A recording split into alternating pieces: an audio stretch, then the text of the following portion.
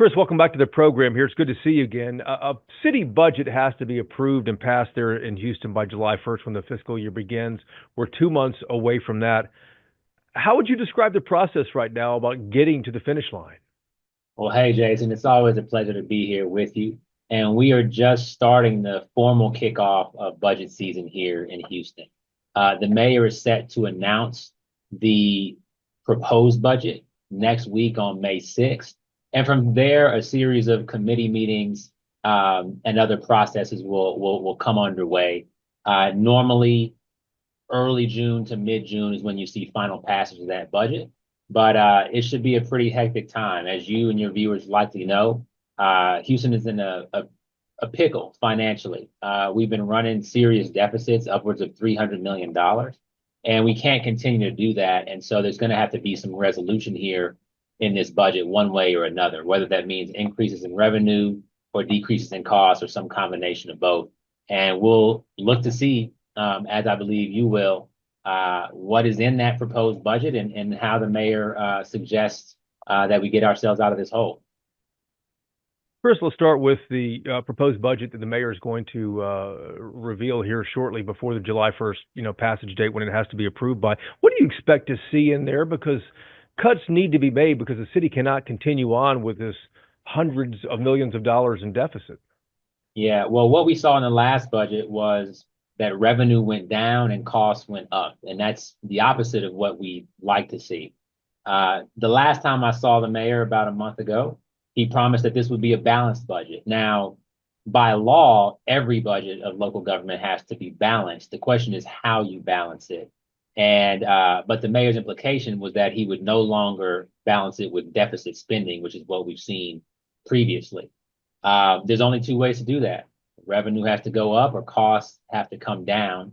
And the city's been engaged, with outside consultants on ways to do that. We haven't been privy to the details of that work. But one thing we do know is that right now we're in the midst of what's being called a voluntary retirement program. And so to my knowledge, about 1,000 of the 24,000 city employees have recently left the city. Now, the expectation is that there will be long-term savings.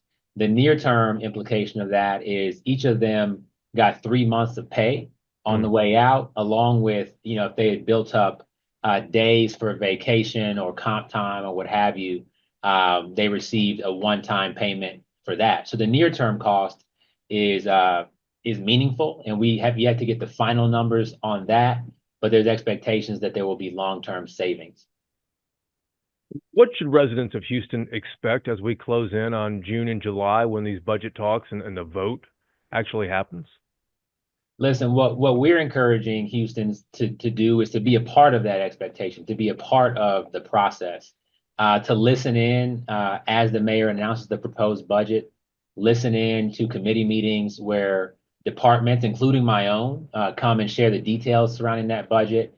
Public hearings, which I believe will take place on May 21st, where folks can share their views and potential solutions to the budget challenges that we're going to face. But again, we're in a tight spot and some tough decisions have to be made. And so I'm waiting with bated breath to see what is being proposed here. And then over the next month or so, my office will dig in on those assumptions. And ultimately, before it goes to council, we'll have to sign off on the credibility of that budget and if that keeps us afloat going forward. A lot of folks don't like to even do their own budget at the house. How big of a deal is this? Why should residents in Houston pay attention to this? Well, numbers are numbers, but behind all those numbers are people. The critical services that we receive, whether it's police, fire that keeps our communities safe, solid waste that picks up our trash, access to parks, green spaces, libraries, public health facilities. These all flow through the city budget. And these are critical services. They're not luxury services. And our hope is that we can thread the needle of addressing the budget issues without sacrificing the high standard of delivery for these services that Houstonians deserve. Now, that's is that possible, though? It's certainly not a guarantee, right? With 1,000 people walking off the job in the last week, a lot of institutional memory went with them. Mhm. And so, my hope um, is that there were, plans put in place to hand off responsibilities, to hand off institutional knowledge, and so on. But I know from my past as a management consultant that that kind of change can be difficult. And so I would be surprised if there aren't bumps in the road. But again, I'm not fully privy to what the mayor and his team are doing operationally. That's their job as the chief executive of the city. Yeah. But I hope that they have some ducks in a row as they execute this plan. Should residents in Houston prepare for cuts to city services or layoffs of city employees? I'm not certain just yet, Jason. I don't want to speak without seeing this budget, and Okay. so we're going to wait and see. We're just a couple of days away from getting the real details of what's in that proposal, and then from there we'll dig into it and certainly have something to say. And when will you get it again? The 1st of June? May 6th. Okay. So You're we're so, we're just a couple of days out here, yeah. So and we're of course, my team will take that budget once it's unfurled and dig into the details, yeah. and we'll see where the tweaks and changes have been made, and I'll have a more educated view at that point. You've threatened earlier not to certify the budget if significant savings aren't found. Well, what would it take for you not to actually certify the city budget? And what does that mean? Sure. Well, I wouldn't say I threatened. What I did was I promised to do my job.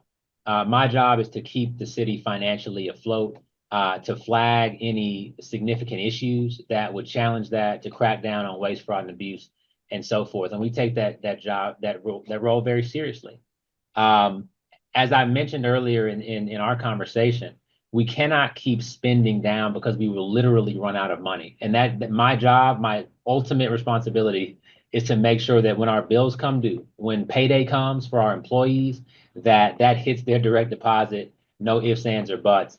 And also that when we sign contracts for vendors and other contractors to do work with the city, that when they perform that work, that they get paid and that the money is in the account to pay them.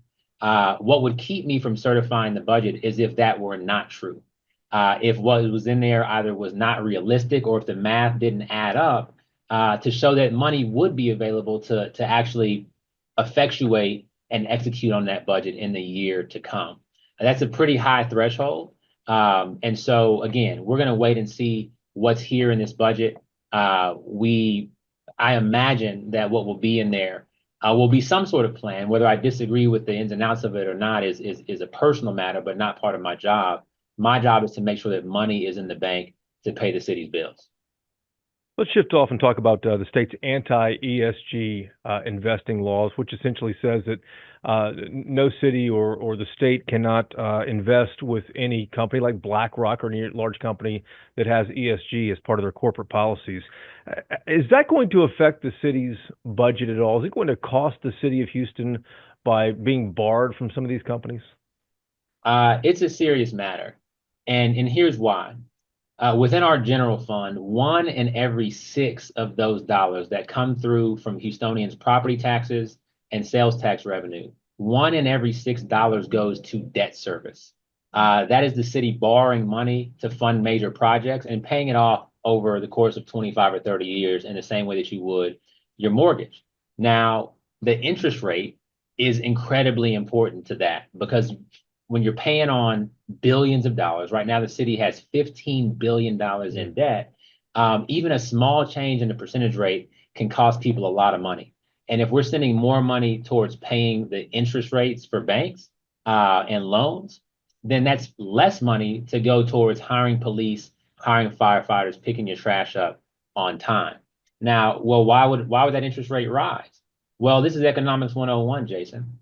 If we have fewer competitors in the market, fewer people bidding on City of Houston business, fewer investors bidding on the purchase of our bonds, then their offer is going to, by definition, be less competitive and higher for us. And so it's going to hurt us. The problem here is that the party that claims to be for free markets, the party that claims to be open for business, is putting their political priorities, putting the interest of the president, putting the interest of getting clicks on Truth Social or what have you, over Texans, over common sense business practices, and ultimately over the free market that they claim to be a bedrock of their entire, party ethos.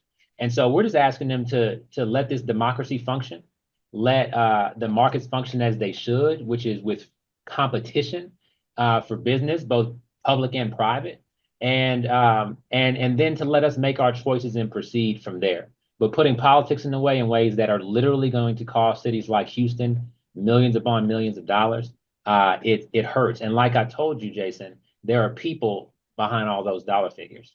Yeah. And any idea, Chris, right now what it's costing the city of Houston?